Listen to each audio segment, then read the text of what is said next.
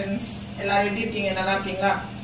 மோர் குழம்பு, தக்காளி மோர் குழம்பு எப்படி செய்யறதுன்னு சொல்றேன். இது செய்யறது வந்து 2 பேர் தாராளமா சாப்பிடலாம். சரிங்களா? அது தேவையான பொருள்லாம் நம்ம என்னன்னு பார்க்கலாம்.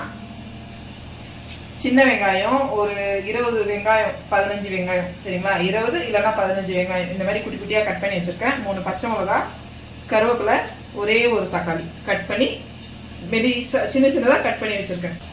இப்ப கடை வச்சுக்கலாம். நான் வந்து கடலை எண்ணெய் ஊத்துறேன். நீங்க கடலை எண்ணெயும் ஊத்தலாம், நல்லெண்ணையும் ஊத்தலாம், கோல்டு வின்னர் நார்மலா ஆயில் எது வேணாலும் நம்ம ஊத்திக்கலாம். சரிங்களா? எண்ணெய் சூடானதும் கடுகு போட்டுக்கலாம்.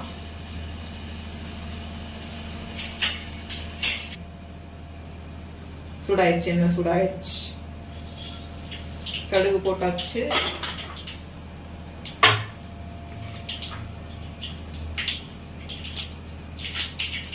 கடுகு வெடிச்சதும் பச்சை மிளகா, வெங்காயம், கருவேப்பிலை எல்லாமே நான் ஒரே டைம்ல போடுறேன். சரிங்களா?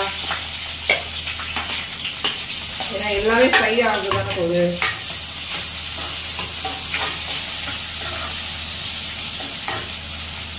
இந்த வெங்காயம் மட்டும் நல்லா ஃப்ரை ஆகும். அதுக்குன்னு கோல்டு கலர் ஆகக்கூடாது, ரொம்பவும் அப்படியே இருக்கக்கூடாது.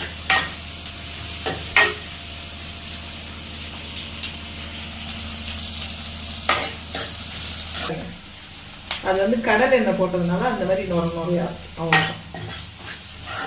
உங்களுக்கு வந்து எந்த எண்ணெய் பிடிச்சிருக்கோ அந்த எண்ணெய் நீங்க தாராளமா போட்டுக்கலாம்.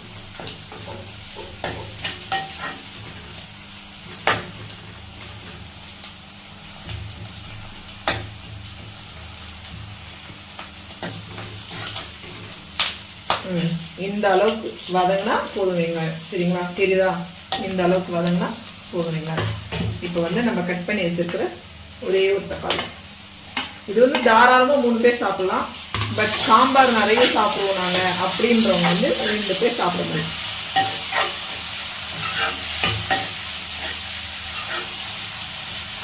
தக்காளி போட்டாச்சு. இப்போ உப்பு போடணும்.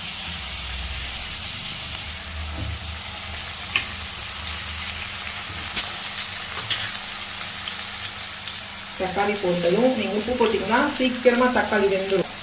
ஒரு ஸ்பூன் போடுறேன். ஒரு ஸ்பூன், இன்னும் கொஞ்சம் பத்தல தான் நம்ம டேஸ்ட் பண்ணி போட்டுக்குவோம். அப்புறம் மஞ்சத்தூள், 3 பச்சை மிளகா போட்டிருக்கேன். பட் காரத்துக்கு வந்து கொஞ்சம் சாம்பார் தூளும் போட வேணாம். சரிங்களா? போடணும், போட்டால் நல்லா இருக்கும். ஒரு 1/2 ஸ்பூன் போடணும். சரிங்களா? பட் இது வந்து வெறும் சாம்பார் தூள்னா காரம் இருக்காது, இன்னும் கொஞ்சம் போட்டுக்கலாம். இது நல்லா வதக்கி விட்டுட்டு இதுக்கு இந்த தக்காளி எல்லாம் வேகிறதுக்கு கொஞ்சம் தண்ணி ஊற்றணும். இந்த மாதிரி ஒரு கிளாஸ்ல 2 கிளாஸ் தண்ணி தாராளமா ஊற்றிக்கலாம். சரிங்களா? தாராளமா ஊற்றணும். இந்த மாதிரி ஒரு கிளாஸ் பார்த்துக்கோங்க. இந்த மாதிரி ஒரு கிளாஸ்ல 2 கிளாஸ் தண்ணி தாராளமா ஊற்றணும். ஊற்றிட்டு ஒரு வாட்டி நல்லா இது பண்ணி கிளறி விட்டுட்டு விடுங்க. அது வேகட்டும். மேஷ் ஆகி வரணும் தக்காளி. அந்த அளவுக்கு இது வேகணும். வெந்துடும். ஒரு 5 to 10 minutes விட்டிங்கன்னா நல்லா வெந்துடும். இப்போ நம்ம ஓப்பன் பண்ணி பார்க்கலாமா?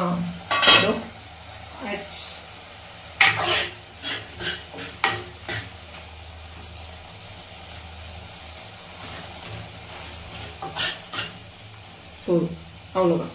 இதை நம்ம ஆஃப் பண்ணிட்டு ஒரு 10 நிமிஷம் இல்லை, ஒரு 7 minutes 5 minutes இப்படியே விட்டுட்டிங்கன்னா கொஞ்சம் லைட்டாக ஆறணும். இதில் வந்து நம்ம இன்னும் தயிர் போடணும். தயிர் போட்டால் தான் தக்காளி மோர் குழம்பு. ஓகேவா? இது ஆறுனா தான் தயிர் போடணும். இப்படியே தயிர் போட்டிங்கன்னா தயிர் வந்து திரிஞ்சு போயிடும். இது ஆறுனதுக்கப்புறம் காமிக்கிறேன். இது 1/2 லிட்டர் தயிர் பேக்கெட்டு. நான் பட் கொஞ்சம் எடுத்துருக்கேன், ஃபஸ்ட்டே யூஸ் பண்ணியிருக்கேன். இதை நம்ம வந்து கொஞ்சம் போட்டுக்கலாம். ஏன்னா ஒரு 4-5 பேர் சாப்பிட்றோன்னா 1/2 லிட்டர் தாராளமாக போடலாம். இது வந்து 2 பேர் 3 பேர் சாப்பிடுவோம், அவ்வளோதான். இது வந்து கொஞ்சம் நல்லா பீட் பண்ணிக்கலாம். நம்ம தயிர் இப்படியே போட்டிங்கன்னா அது கெட்டியாக இருக்கும். அதனால் கொஞ்சம் நல்லா பீட் பண்ணிவிட்டு கொஞ்சம் லைட்டாக தண்ணி ஊற்றி பீட் பண்ணிக்குவோம். இந்த அளவுக்கு வரணும். சரிங்களா? இந்த மோர் வந்து கொஞ்சம் தண்ணியாகவும் இருக்கக்கூடாது, ரொம்ப கெட்டியாகவும் இருக்கக்கூடாது. அந்த அளவுக்கு இருக்கணும். அந்த அளவுக்கு பீட் பண்ணிக்கிட்டு இப்போ நம்ம இதில் மிக்ஸ் பண்ணலாம். ஆஃப் பண்ணி வச்சிருக்கேன். ஆறிடுச்சு. ஆனால் லைட்டாக தான் ஆறணும், ரொம்பவும் ஆறக்கூடாது. அதில் அப்படியே போட்டு மிக்ஸ் பண்ணிக்குவோம்.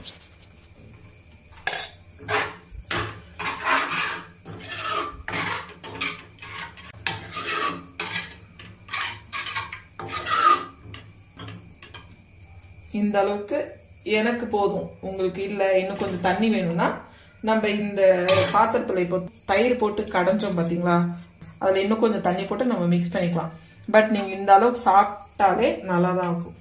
இதில் நீங்கள் இப்போ முடிச்சிட்டீங்க, இது செஞ்சு முடிஞ்சிருச்சு. இது செஞ்சு இதில் நம்ம இந்த காரா பூந்தி கிடைக்கும் தெரியுமா, காரா பூந்தி கொண்டு போட்டுட்டு ஒரு 10 மினிட்ஸ் விட்டு சாப்பிடலாம். அப்படி இல்லைன்னா பக்கோடா வாங்கிட்டு கொஞ்சம் உடச்சி போட்டுட்டு அதை ஒரு 10 மினிட்ஸ் விட்டுட்டு சாப்பிடலாம். அப்படி இல்லை நாங்கள் இப்படியே சாப்பிட்றோன்னா கூட சாப்பிடலாம். இதுக்கு சைட் டிஷ் காம்பினேஷன் உருளைக்கிழங்கு சாப்பிடலாம், சிக்கன் கிரேவி சாப்பிடலாம், மட்டன் கிரேவி சாப்பிடலாம், ஈரல் ஃப்ரையும் சாப்பிடலாம். ரொம்ப டேஸ்டாக இருக்கும். ட்ரை பண்ணி பாருங்க.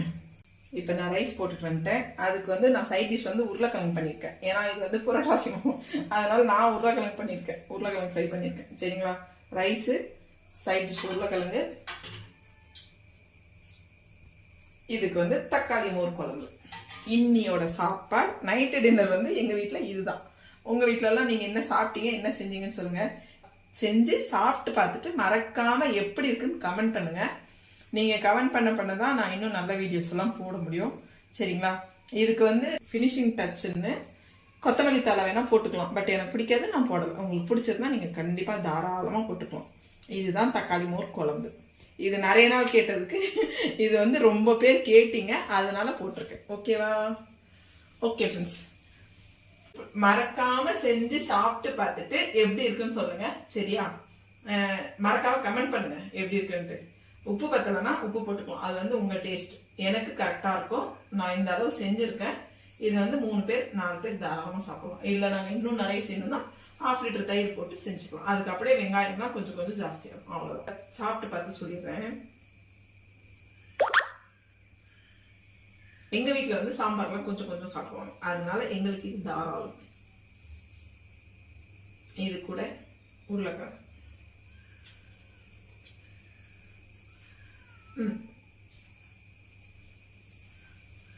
நல்லா இருக்கு. ரொம்ப ரொம்ப ஈஸியா செய்யலாம்.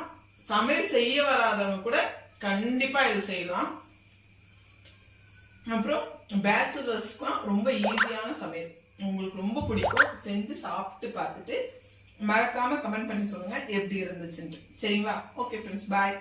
வீடியோ